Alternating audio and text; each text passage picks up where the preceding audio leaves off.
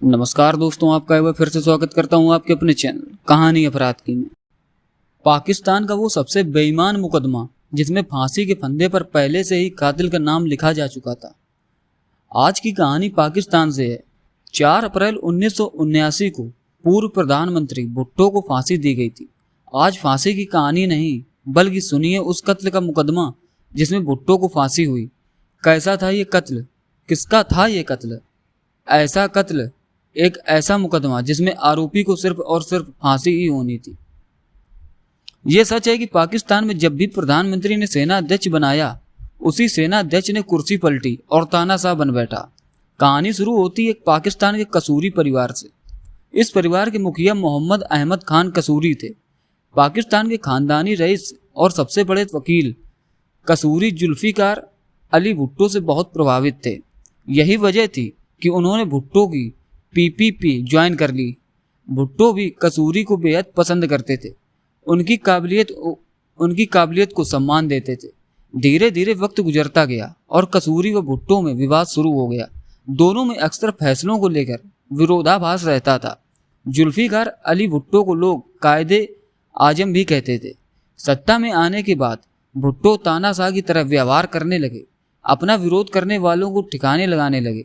यही वजह थी कि कसूरी ने भुट्टो का साथ छोड़ दिया। तारीख थी 10-11 नवंबर 1974। रात के वक्त लाहौर की शमशाद कॉलोनी में कार तेजी से बढ़ी जा रही थी। कार को अहमद कसूरी चला रहे थे। अहमद रजा कसूरी मोहम्मद अहमद खान कसूरी के बेटे थे। मोहम्मद अहमद खान कसूरी और उनकी पत्नी व साली भी कार में बैठी थी। कार पर अचानक फायरिंग शुरू हो जाती है। सबने कार में सिर नीचे कर लिया और अहमद ने कार भगाने की कोशिश की। थोड़ी दूर कार बढ़ी थी कि मोहम्मद अहमद खान कसूरी का सिर बेटे के कंधे पर निढाल हो जाता है। बेटे को समझते देर न लगी कि पिता को गोली लगी है, लिहाजा बेटे ने कार अस्पताल की तरफ दौड़ा दी। अस्पताल पहुंचने के बाद ऑपरेशन शुरू होता है और ये खबर आग की तरह पूरे पाकिस्तान में फैल जाती है। रात में 2:30 बजे जुल्फिकार अली भुट्टो को खबर दी जाती है। इधर डॉक्टरों की लाख कोशिशों के बाद भी मोहम्मद अहमद खान कसूरी की जान नहीं बचाई जा सकी और उनकी मौत हो गई। इस वारदात के अहम चश्मदीद अहमद रजा थे, लिहाजा पुलिस ने अहमद के बयान लेने शुरू किए। अहमद रजा कसूरी ने बयान में एक ऐसा नाम लिया कि पुलिस वालों के पैरों तले से जमीन खिसक गई। अहमद रजा ने पुलिस को दिए बयान में कहा कि ये हमला उनके पिता की हत्या के लिए नहीं, बल्कि मेरी हत्या के लिए किया गया था। इस हत्या की साजिश को पाकिस्तान के वजीर आजम जुल्फिकार अली भुट्टो ने रचा है। पुलिस वाले हैरान रह गए कि प्रधानमंत्री के खिलाफ कैसे FIR लिखी जाए। कई बड़े अफसरों ने समझाने की बहुत कोशिश की, लेकिन अहमद रजा अपने बयान पर अड़े रहे। अहमद रजा भी नेशनल असेंबली के सदस्य थे। हत्या के 5 महीने बाद असेंबली का सत्र बुलाया गया था। सेशन चालू ही हुआ था कि अहमद रजा ने हाथ उठाया तो देखा गया कि उनके हाथ में एक शीशी है जिसमें खून भरा है। अहमद ने असेंबली में कहा कि मेरे पिता की हत्या की गई और ये मेरे पिता का खून है। जुल्फिकार अली भुट्टो भी असेंबली में मौजूद थे, लिहाजा विरोधी पार्टियों ने हंगामा शुरू कर दिया। हंगामे को देखते हुए एक जज की देखरेख में जांच कमेटी बना दी गई। कुछ ही दिनों बाद जांच कमेटी ने अपनी रिपोर्ट दी कि इस हत्या में प्रधानमंत्री जुल्फिकार अली भुट्टो का कोई हाथ नहीं है।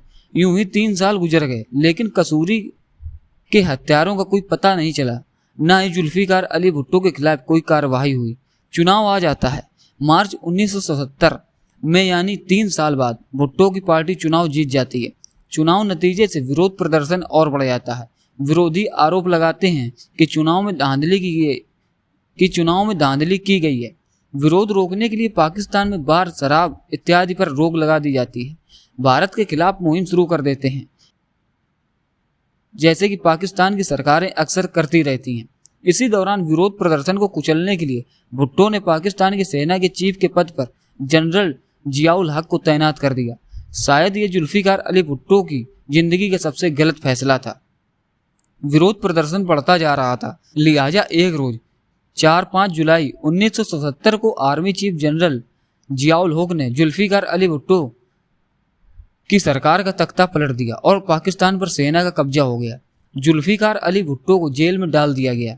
जुल्फिकार अली भुट्टो पर मार्शल लॉ लगा दिया गया। भुट्टो के जेल जाने के बाद अहमद रजा ने दोबारा अपने पिता के कत्ल का मामला उठाया। भुट्टो के खिलाफ जियाउल हक को एक हथियार मिल गया, लिहाजा कसूरी के कत्ल के केस की सुनवाई हुई और मुकदमा शुरू कर दिया गया।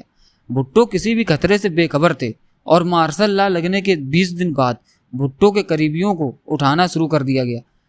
कसूरी का केस तेजी पकड़ रहा था। इसी दौरान 11 सितंबर 1977 को कई लोगों की गवाही होती है जो कहते हैं कि कत्ल सरकार के इशारे पर हुआ, जिसमें सेना का इस्तेमाल किया गया।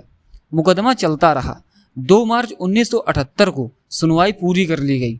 18 मार्च 1977 को फैसला सुनाया। हाई कोर्ट के 5 जजों की बेंच ने अपने फैसले में कहा कि भुट्टो की special force federal security force के डायरेक्टर मसूद अहमद के साथ मिलकर हत्या की साजिश रची थी। कोर्ट ने भुट्टो को फांसी की सजा सुनाई। इस फैसले के बाद भी भुट्टो बेफिक्र थे और उन्होंने सुप्रीम कोर्ट में फैसले के खिलाफ अपील दायर कर दी। 9 जजों की बेंच बनाई गई। हैरानी तब हुई जब 9 जजों में से एक जज रिटायर हो गए, जबकि दूसरे जज ने बीमारी का हवाला देकर खुद को सुनवाई से अलग कर लिया। अब इस बेंच में सिर्फ 7 जज बचे थे जिन्हें कसूरी हत्या केस में फैसला सुनाना था। फरवरी 1979 को सुप्रीम कोर्ट ने फैसला सुनाया था। 4 जजों ने कहा कि फांसी की सजा बरकरार रखी जाए, जबकि 3 जजों ने हाईकोर्ट फैसले का विरोध किया और कहा कि इस केस में भुट्टो के खिलाफ कोई सबूत नहीं है। अब भी भुट्टो बेफिक्र थे और फरवरी में फैसला आने के बाद 4 अप्रैल 1979 की रात 2 बजे अचानक जुल्फिकार अली भुट्टो को उठाया कि चलिए आपका टाइम हो गया है। भुट्टो ने कहा कि मुझे अभी सोना है, लेकिन रात के वक्त भुट्टो को गार्ड अपने साथ ले गए और फांसी घर में फांसी पर लटका दिया गया। फांसी के बाद उनकी लाश को चुपचाप दफना दिया गया। हैरानी की बात यह कि फांसी की जानकारी न तो भुट्टो की मां और न ही उनकी पत्नी को दी गई। उनकी लाश दफन करने में भी परिजनों को शरीक नहीं किया गया।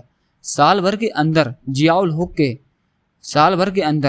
हक के इशारे पर सब कुछ अंजाम दिया गया।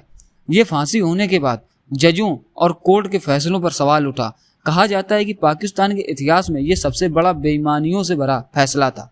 कहा जाता है कि इस केस में एक जज ने भुट्टो को जमानत दे दी थी तो उसको तुरंत पद से हटा दिया गया था। यह भी कहा जाता है कि सुप्रीम कोर्ट के जजों पर भी जियाउल हक का दबाव था।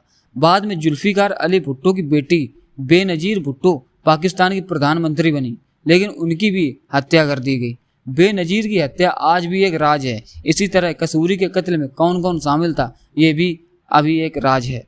तो ये थी कहानी अली भुट्टो की फांसी की। ऐसे ही अपराध की कहानी सुनने के लिए आप हमारे चैनल को सब्सक्राइब जरूर कर लें। मिलते हैं नेक्स्ट वीडियो में ऐसे ही कहानी लेकर। तब तक के लिए आप सबका धन्यवाद।